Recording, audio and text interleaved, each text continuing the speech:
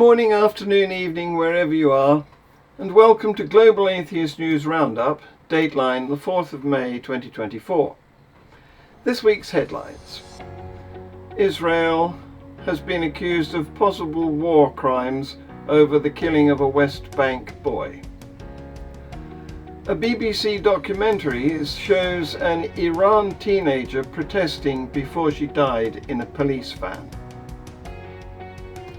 Iran files charges over the BBC documentary about a teenage girl allegedly being killed by security forces. Islam is spreading in the USA. Columbia University protesters take over the building after defying a deadline. Chants of death to America at a Michigan Pro-Palestine rally. A Jewish student wearing a Star of David necklace was denied entry to his own university. Police move in on University of Texas at Dallas protesters. Palestinian protest leader Mohammad Sharab confronts a Jewish journalist on the streets of Melbourne. The mother of Muslim attacker who stabbed a Christian bishop 6 times while yelling Allahu Akbar explains why her son is not a terrorist. England scraps the 50% rule on faith school admissions. Hainault victim Daniel Anjorin was positive and gentle, the school says. Waving a swastika is to be an arrestable offence in Middle East protest marches. An Arizona Senate votes to repeal the 1864 abortion ban. Here is the news in detail. As part of an investigation into the conduct of Israel's security forces in the West Bank, which has been under military occupation for more than half a century, the BBC has pieced together what happened on the day 2 boys were killed. Mobile phone and CCTV footage, information about the movements of Israel's military, witness testimony, and detailed investigation of the scene, including taking measurements, combined to reveal evidence suggesting serious human rights violations. The evidence has prompted Ben Saul, UN Special Rapporteur on Human Rights and Counter-Terrorism, to say the death of Adam appears to be a war crime.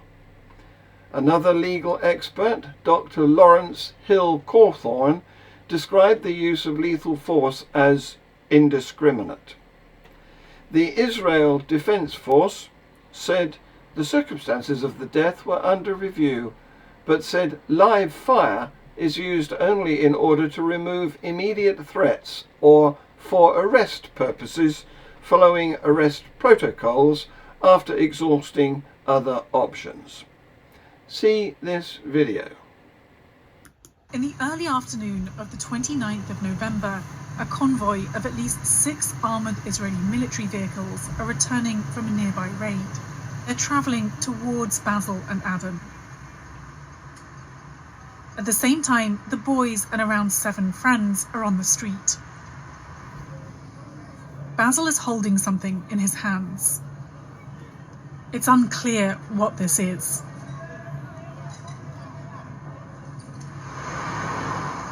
Across the street, one of the friends is filming on his phone as an Israeli military vehicle drives by.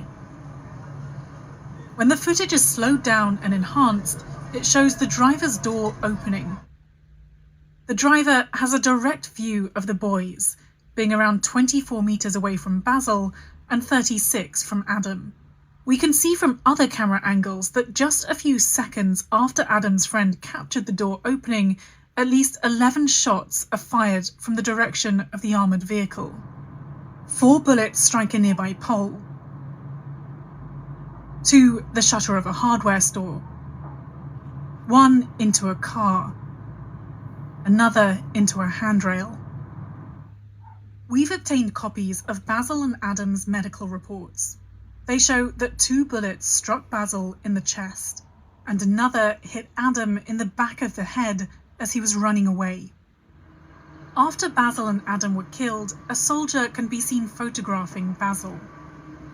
The Israeli army has shared a picture with us taken at the scene, which they say shows an explosive device. We've cropped the image because of its graphic content. They also say suspects had been attempting to hurl explosives towards their forces, putting them in immediate danger. They responded with fire and hits were identified. The circumstances of the event are under review. But according to all the video evidence we've examined, 8-year-old Adam was not armed when he was shot in the back of his head. Iranian prosecutors filed criminal charges on Wednesday targeting activists and journalists following a BBC report that alleged security forces had sexually assaulted and killed Nika Shakarami during protests over the death of Mahsa Amini in 2022. UN investigators said Iran is responsible for the physical violence that led to Amini's death. Islam is spreading in the US. Students are bowing to Allah at UCLA. See a video. I'm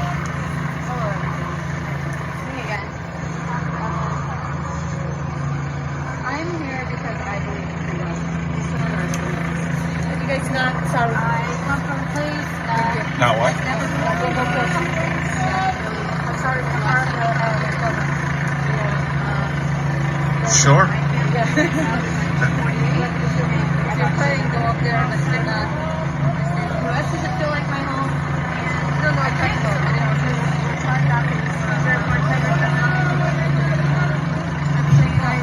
I'm sorry.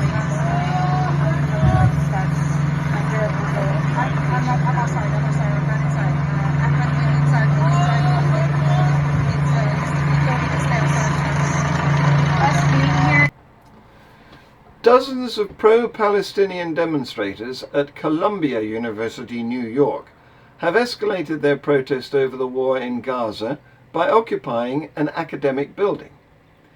Activists at the New York City seized Hamilton Hall early on Tuesday, barricading themselves inside.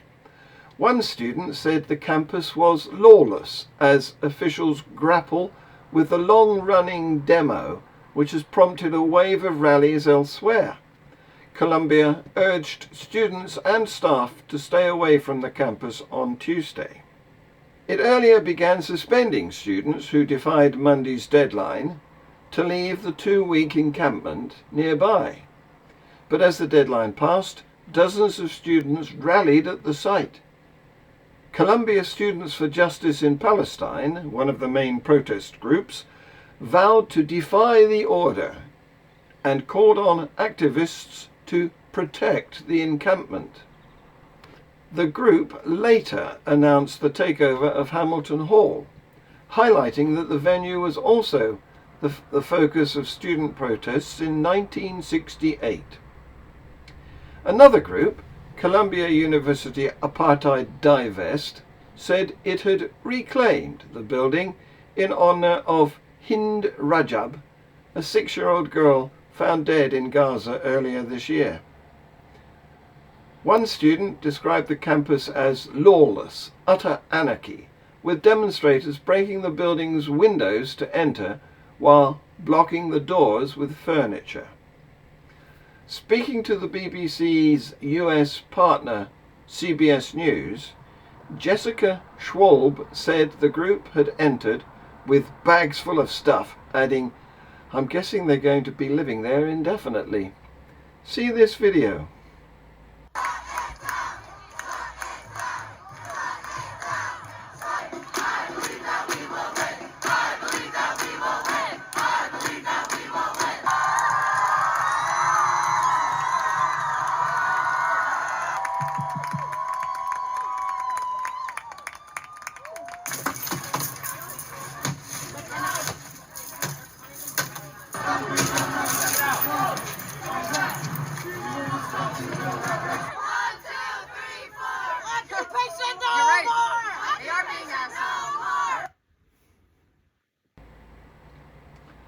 The pro-Palestine rallies held in Dearborn, Michigan and Houston, Texas, which included chants of "Death to America" and "Death to Israel," have stirred significant public outrage and media attention.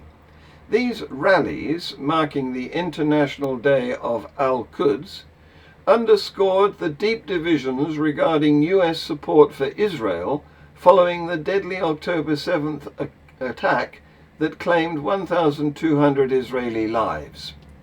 Tarek Bazi, a Michigan activist who organized the Dearborn event, vocally criticized the US administration and American foreign policy. He controversially echoed Malcolm X, calling America one of the rottenest countries that has ever existed on this earth, and rationalized that in the global context, death to Israel is perceived as a logical chant. See this video. The pro-Palestine rallies held in Dearborn, Michigan and Houston, Texas, which included chants of "Death to America" and "Death to Israel," have stirred significant public outrage and media attention. These rallies, marking the International Day of Al-Quds, underscored the deep divisions regarding U.S. support for Israel following the deadly October 7th attack that claimed the lives of 1,200 Israelis. Tarek Bazi, a Michigan activist who organized the Dearborn event, vocally criticized the U.S. administration and American foreign policy. He controversially echoed Malcolm X, claiming America is, quote, "one of the rottenest countries that has ever existed on Earth," end quote, and rationalized that in the current global context, death to Israel is perceived as a logical chant. The events, streamed online and attended by crowds waving Palestinian flags and displaying anti-Israel slogans, also featured inflammatory speeches that were captured and widely shared on social media platforms, leading to millions of views and a broad spectrum of reactions. Local leaders, including Dearborn Mayor Abdullah Hammoud, have publicly condemned the rhetoric used at these rallies, emphasizing that such statements do not reflect the community's views and advocating for peace and justice for all people. These incidents highlight the volatile intersection of local expressions of international conflicts and the challenges they pose to community cohesion and public diplomacy. So, a Jewish student wearing a Star of David necklace was denied entry to his university because he is Jewish.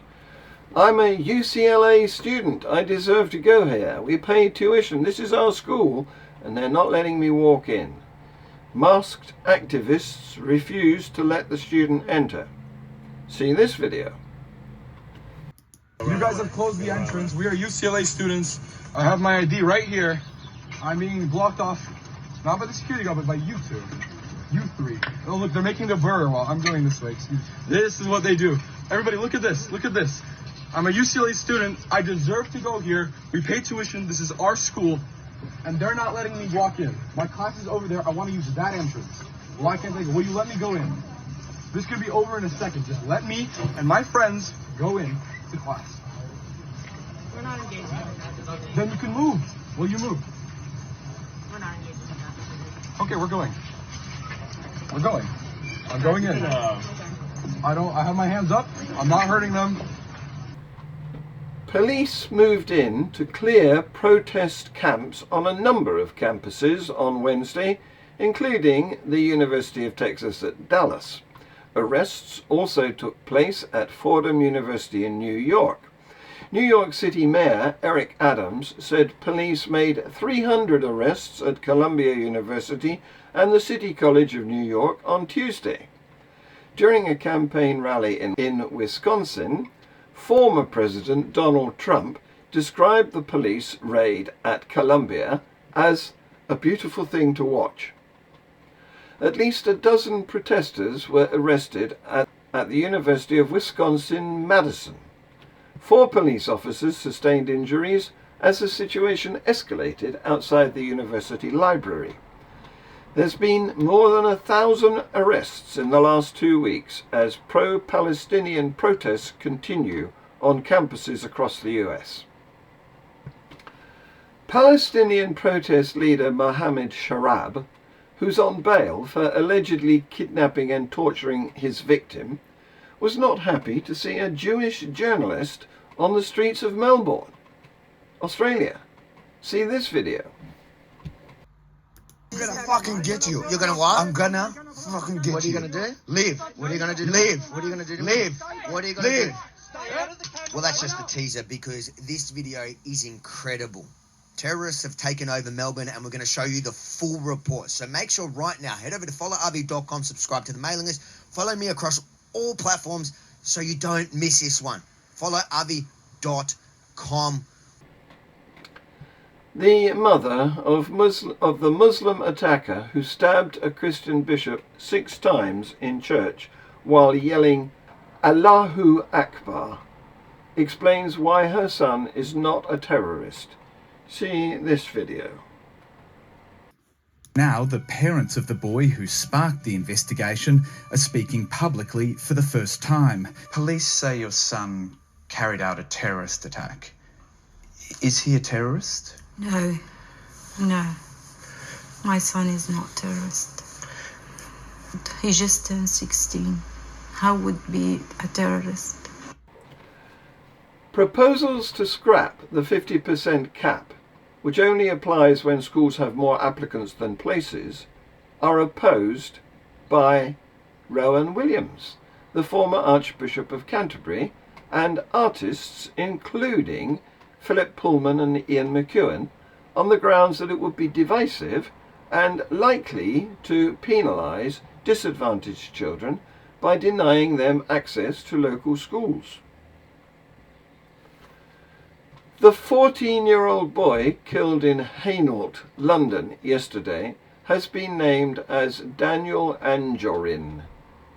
His school issued a statement saying there was profound shock and sorrow after he was fatally stabbed in Tuesday's sword attack. Daniel's positive nature and gentle character will leave a lasting impact on us, they said. 2 police officers suffered really horrific injuries during the sword attack, according to Met Police Commissioner Mark Rowley. A male inspector suffered a badly damaged hand, while a female officer needed her arm put back together. A witness tells the BBC he heard the suspect shouting about God and whether you believe in God. The suspect, swordsman aged 36, is now out of hospital and in police custody. According to Police Commissioner Mark Rowley, waving swastikas at pro-Palestine marches in London will be an arrestable offence. See this video. We have seen on protests that are pro-Ukrainian people comparing Putin's regime to the Nazis. Now, we're probably not going to arrest people for that, right? Because it's a different context. So that's the point. But on the context that you're thinking about in terms of people protesting about what's going on in the Middle East, any sort of Nazi comparison is going to be illegal. Arizona's Senate has voted to repeal an 1864 law banning abortion.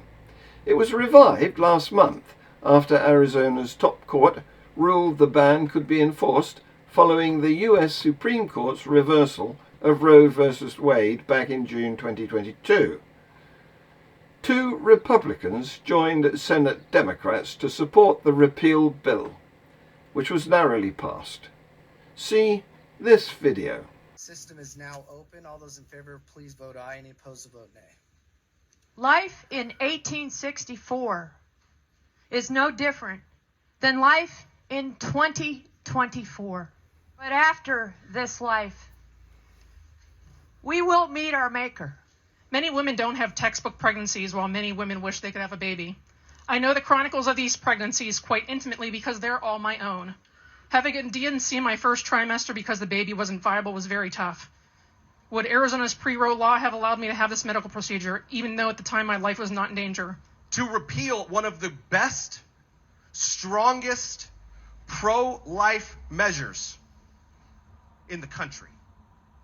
A measure that is representative of and reflective of our founding fathers' intent when they preserved in the Declaration of Independence and in the Constitution the right to life. The majority of the people in this state believe that abortion is a decision that belongs to patients and providers. I appreciate the passionate religious convictions of members who have risen to announce their faith. I respect it. My beliefs are different from yours. I'm not afraid of the abortions that I had.